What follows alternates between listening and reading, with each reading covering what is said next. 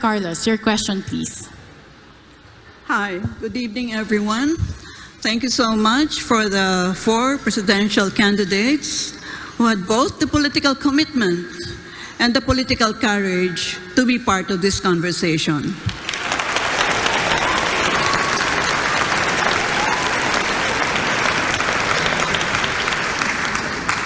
My area of research and expertise is on foreign policy and defense and security, so my first question will be within the rubric of these issue areas. All right.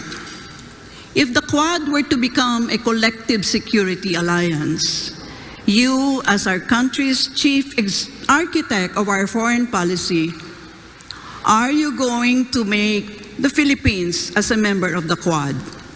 Why and why not?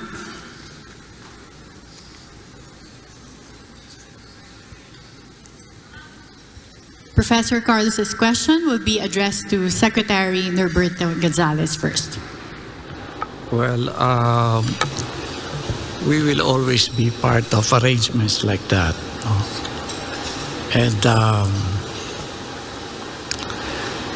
yes, it's important.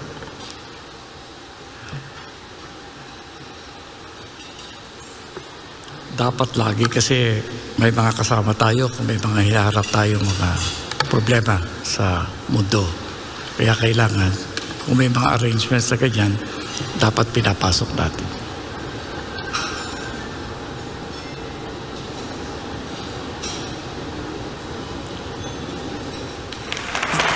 Secretary Gonzales, if you have nothing to add, the other candidates may react to his answer.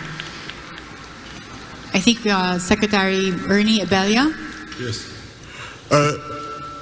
The Philippines needs to retain an independent foreign policy, and in which case it needs to be able to dance between the 2 great powers. As we can maintain relationships with them, but not to join, however, because we need to be able to maintain that specific independent stance. We can relate with either one, the other one, but at the same time, we need to retain our independence and be able to sustain our own sovereignty. Thank you. Yeah, but Mr. Abella, remember, you're still linked to the United States of America because of the Mutual Defense Treaty. That's true. So the Quad is composed of, well, so-called democracies. And so are you more leaning towards being part of the Quad or some other collective security arrangement? It's not a question of leading more, but the question of being able to maintain both while maintaining a balance. Yeah, I have a problem with the concept of independent because it's like you're sitting on the fence. Is that what you mean? No, I mean to say that we need to be able to make our own stands and be able to make our own decisions without undue influence from anybody.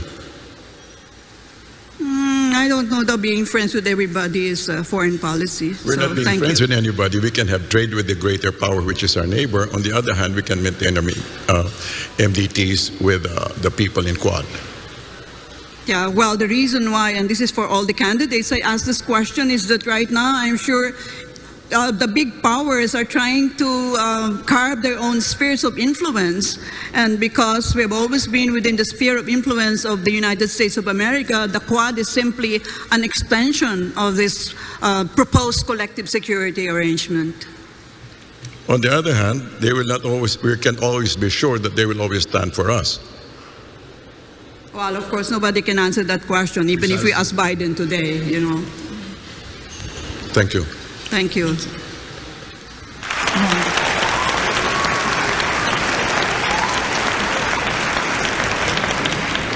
Senator Marcos. Yes, I think any of these agreements we should, of course, encourage, as long as it is very clear to us what is the advantage to the Philippines. What the professor just mentioned was she spoke about the great powers trying to carve out spheres of influence. I reject that model that I believe no longer applies in the geopolitics of the modern world. The old Cold War thinking. We have to ply our own way.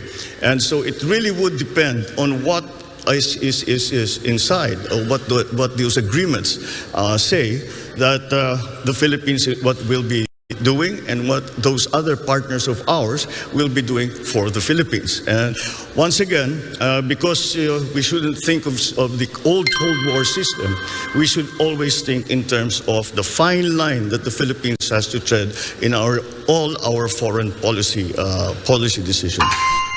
But if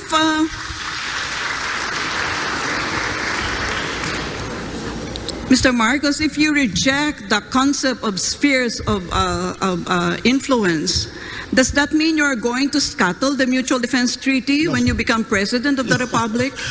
By no means.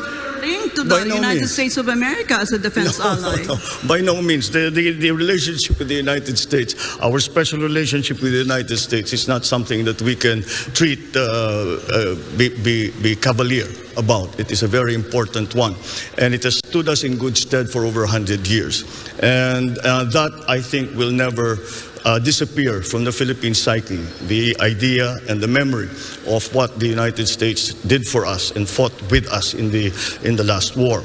And so that is a specific part of our foreign policy. But then as we approach, we know that we are a hot spot right now. The West Philippine Sea is a hot spot in geopolitics right now. And that is why we still have to find our own line in terms of all of these arrangements. Except the one simple principle is that we will not cede 1 square inch of the Philippines to any country. Karen, do I have time for one more follow-up with Mr. Marcos? Yes, Professor Carlos. Yeah. Okay. If that is the stance that you have taken, Mr. Marcos, suppose you have a situation where China is trying to, take us in, embrace us within its sphere of influence. How would you react as our chief architect of our foreign policy? Once again, in terms of specifically to China, the correct approach still seems to be one of engagement.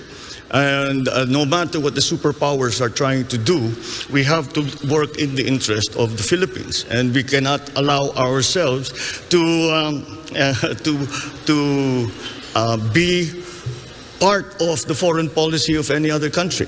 And we have to have our own foreign policy. So again, whatever the superpowers do, we as a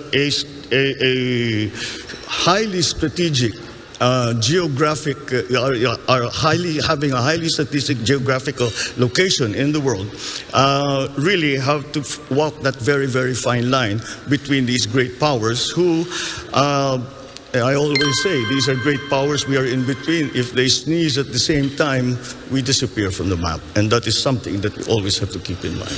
Thank you. Cal Yodi, we'll hear from you. Para sa akin talaga ay maiwasan yung lahat yung pakikipagkaisa dito sa mga malaking bansa sa daigdig na ang relasyon ay gagawin tayong parang pawn lang sa mga kanilang mga labanan.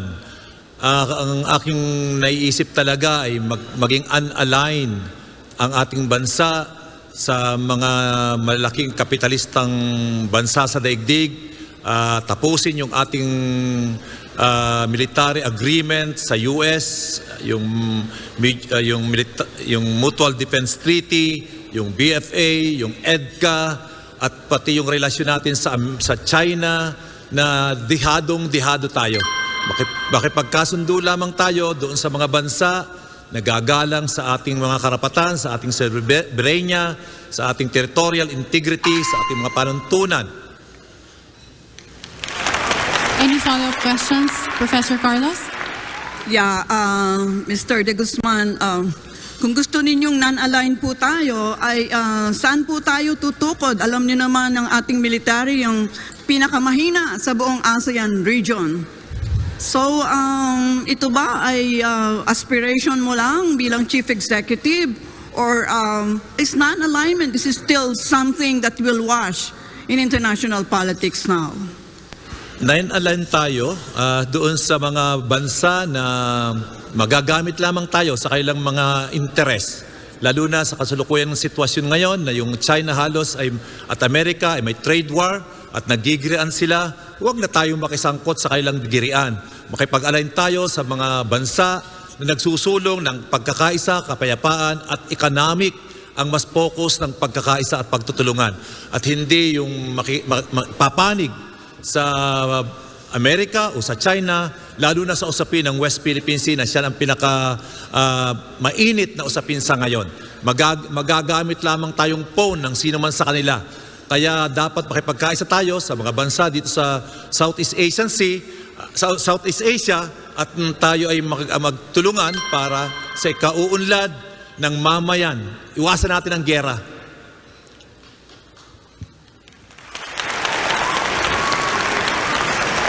Is there any rebuttal from our candidates? I can see Professor Carlos wanting to be part of the debate. I'm sorry. I hope I'm not dominating the questions, Carrie. No, You it's just okay. strike me down, if I need to shut out. Yeah. Yes, we've budgeted the time. If there are no reactions from the candidates to each other's answers, we are allotting the additional time to follow-up questions from our Can panelists. I just do one follow-up with Mr. De Guzman? Of course. Okay, well, I'm interested in the concept of non-alignment because, I don't know that it's like once upon a time we talked about that. So, sino hong mga bansa kaya ang ating, anong pangalan nila? Ang ating sasamahan? Dahil sinabi ninyo ay sasama tayo sa mga non-aligned countries because most countries have cast their lots with either the United States of America, with Russia, or with PROC. So, saan tayo? Diyan lang ba tayo nakaupo sa bakod? Ang gusto natin ay hindi dependent, kundi isang independent foreign policy at makikipagkasundo tayo. Hindi naman tayo magpuputol, kundi makikipagkasundo tayo sa mga bansa na re-respeto doon sa ating sovereignty at territorial integrity. Mas ganon. At ang mas makakakapit natin sa kasalukuyan, lalo na sa usapin ng West Philippine Sea, ay itong mga Asian country. At yan ang ating makakakampi sa kasalukuyan. At hindi, ayaw ko talaga na pumanig sino man sa kanila, sa Russia, sa China, na nagsusulong lang naman ng kanilang personal na interes at hindi sa interes ng kapayapaan at kaunlaran ng buong daigdig. Salamat po. Thank you, gentlemen. If there are no rebuttals for this issue, we can proceed with the next panelist's question.